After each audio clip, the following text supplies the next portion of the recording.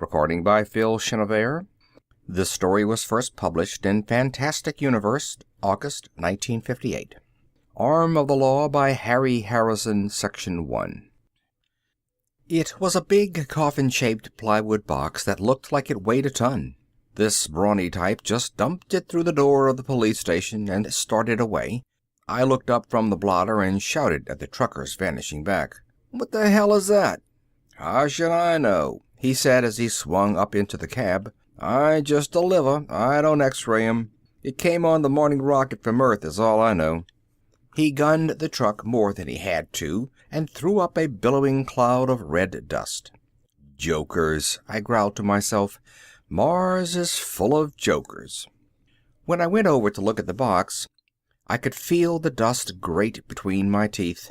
Chief Craig must have heard the racket, because he came out of his office and helped me stand and look at the box. "Think it's a bomb?" he asked in a bored voice.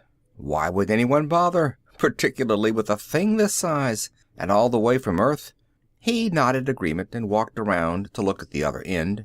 There was no sender's address anywhere on the outside. Finally, we had to dig out the crowbar, and I went to work on the top.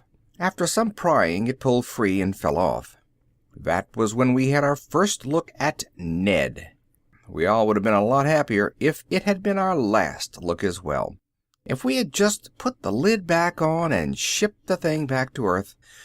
I know now what they mean about Pandora's box. But we just stood there and stared like a couple of rubes. Ned lay motionless and stared back at us. "A robot," the chief said. "Very observant. It's easy to see you went to the police academy." "Ha ha! Now, find out what he's doing here." I hadn't gone to the academy, but this was no handicap to my finding the letter. It was sticking up out of a thick book in a pocket in the box. The chief took the letter and read it with little enthusiasm.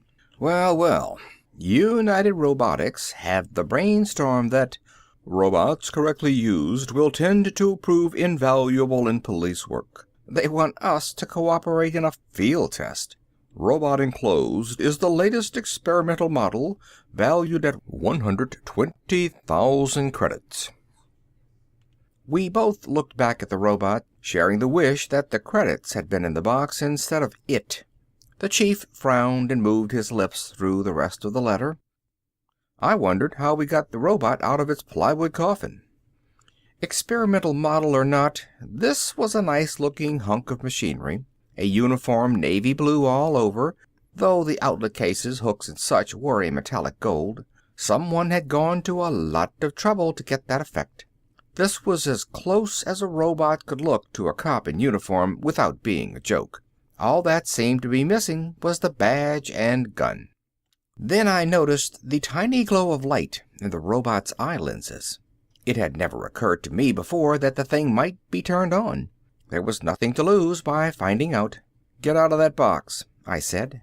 The robot came up smooth and fast as a rocket, landing 2 feet in front of me and whipping out a snappy salute. "Police experimental robot, serial number XPO-456-934B, reporting for duty, sir."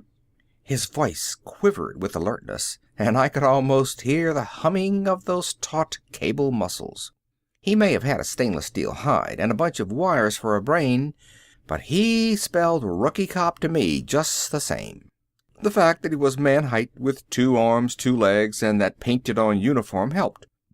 All I had to do was squint my eyes a bit, and there stood Ned the rookie cop, fresh out of school and raring to go. I shook my head to get rid of the illusion. This was just 6 feet of machine that boffins and brain boys had turned out for their own amusement. "Relax, Ned," I said. He was still holding the salute. "At ease. You'll get a hernia of your exhaust pipe if you stay so tense. Anyways, I'm just a sergeant here. That's the chief of police over there." Ned did an about-face and slid over to the chief with that same greased lightning motion. The chief just looked at him like something that sprang out from under the hood of a car, while Ned went through the same report routine. "I wonder if it does anything else besides salute and report," the chief said while he walked around the robot, looking it over like a dog with a hydrant. The functions, operations, and responsible courses of action open to the police experimental robots are outlined on pages 184 to 213 of the manual." Ned's voice was muffled for a second, while he half dived back into his case and came up with the volume mentioned. "A detailed breakdown of these will also be found on pages 1035 to 1267 inclusive." The chief, who has trouble reading an entire comic page at one sitting, turned the 6-inch thick book over in his hands like it would maybe bite him. When he had a rough idea of how much it weighed and a good feel of the binding, he threw it on my desk. "Take care of this," he said to me as he headed towards his office. "And the robot, too. Do something with it." The chief's span of attention never was great, and it had been strained to the limit this time. I flipped through the book, wondering. One thing I never have had much to do with is robots, so I know just as much about them as any Joe in the street, probably less. The book was filled with pages of fine print, fancy mathematics, wiring diagrams, and charts in 9 colors, and that kind of thing.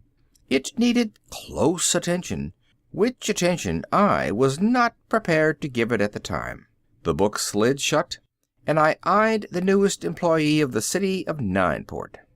"There's a broom behind the door. Do you know how to use it?" "Yes, sir." "In that case, you will sweep out this room, raising as small a cloud of dust as possible at the same time." He did a very neat job of it. I watched 120,000 credits worth of machinery making a tidy pile of butts and sand, and wondered why it had been sent to Nineport. Probably because there wasn't another police force in the solar system that was smaller or more unimportant than ours. The engineers must have figured this would be a good spot for a field test. Even if the thing blew up, nobody would really mind. There would probably be someone along someday to get a report on it. Well, they had picked the right spot, all right. Nineport was just a little bit beyond nowhere. Which, of course, was why I was there. I was the only real cop on the force. They needed at least one to give an illusion of the wheels going around. The chief, Alonzo Craig, had just enough sense to take graft without dropping the money. There were 2 patrolmen, one old and drunk most of the time, the other so young the only scar he had was the mark of the Atram. I had 10 years on a Metropolitan Force Earthside.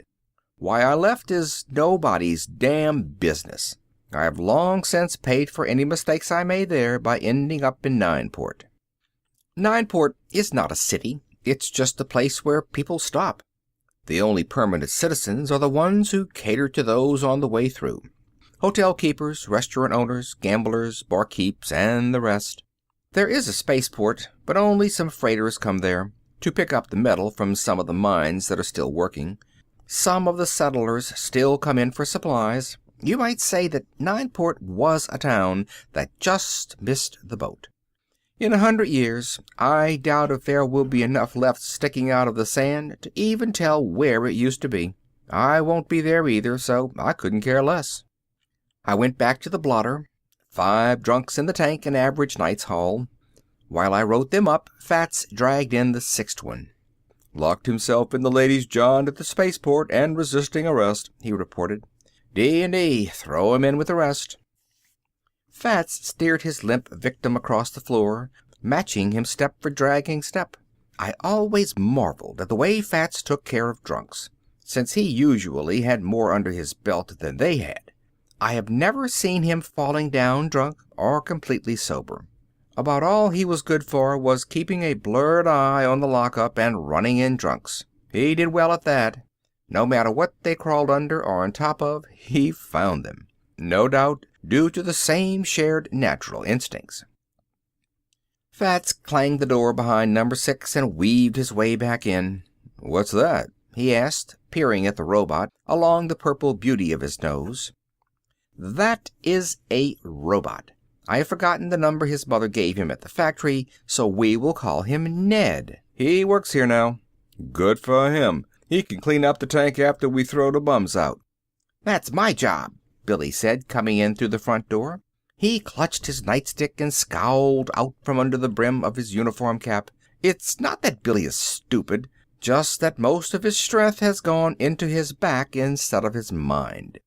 That's Ned's job now because you have a promotion. You're going to help me with some of my work. Billy came in very handy at times, and I was anxious that the force shouldn't lose him. My explanation cheered him because he sat down by Fats and watched Ned do the floor. That's the way things went for about a week. We watched Ned sweep and polish until the station began to take on a positively antiseptic look. The chief, who always has an eye out for that type of thing, found out that Ned could file the odd ton of reports and paperwork that cluttered his office. All this kept the robot busy, and we got so used to him we were hardly aware he was around.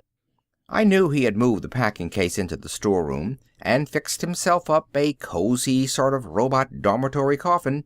Other than that, I didn't know or care. The operation manual was buried in my desk, and I never looked at it. If I had, I might have had some idea of the big changes that were in store.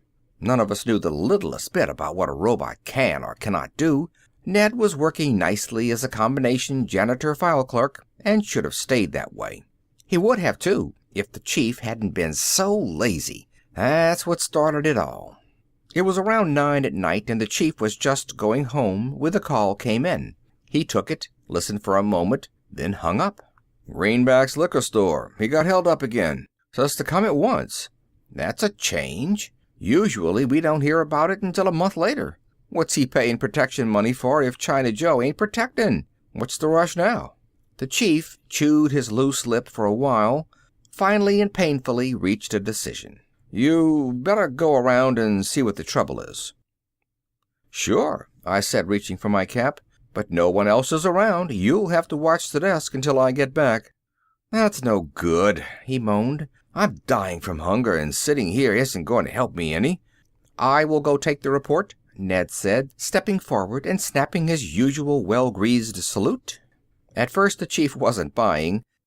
You would think the water cooler came to life and offered to take over his job. "How could you take a report?" he growled, putting the wise guy water cooler in its place. But he had phrased his little insult as a question, so he had only himself to blame. In exactly 3 minutes, Ned gave the chief a summary of the routine necessary for a police officer to make a report on an armed robbery or other reported theft.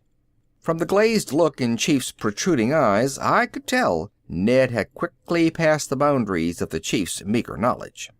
"Enough," the harried man finally gasped. "If you know so much, why don't you make a report?"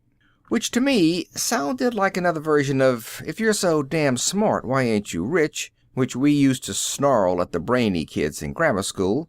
Ned took such things literally, though, and turned towards the door. "Do you mean you wish me to make a report on this robbery?" "Yes," the chief said, just to get rid of him, and we watched his blue shape vanish through the door. End of section 1.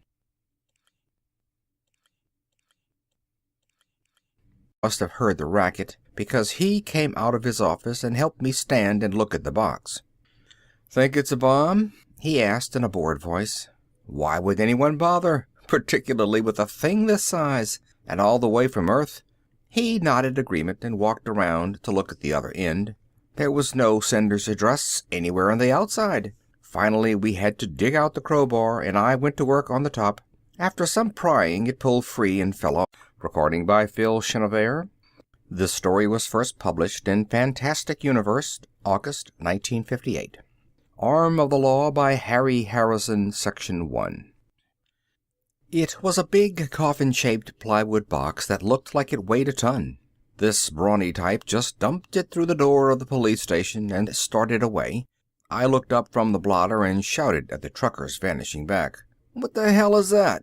"Servant. It's easy to see you went to the police academy." "Ha ha! Now, find out what he's doing here." I hadn't gone to the academy, but this was no handicap to my finding the letter. It was sticking up out of a thick book in a pocket in the box. The chief took the letter and read it with little enthusiasm. "Well, well, United Robotics have the brainstorm that robots correctly used. How should I know? He said as he swung up into the cab. I just deliver. I don't x-ray 'em. It came on the morning rocket from Earth is all I know. He gunned the truck more than he had to and threw up a billowing cloud of red dust. Jokers, I growled to myself. Mars is full of jokers. When I went over to look at the box, I could feel the dust grate between my teeth. Chief Craig off. That was when we had our first look at Ned. We all would have been a lot happier if it had been our last look as well. If we had just put the lid back on and shipped the thing back to Earth. I know now what they mean about Pandora's box. But we just stood there and stared like a couple of rubes. Ned lay motionless and stared back at us. A robot, the chief said. Very observant.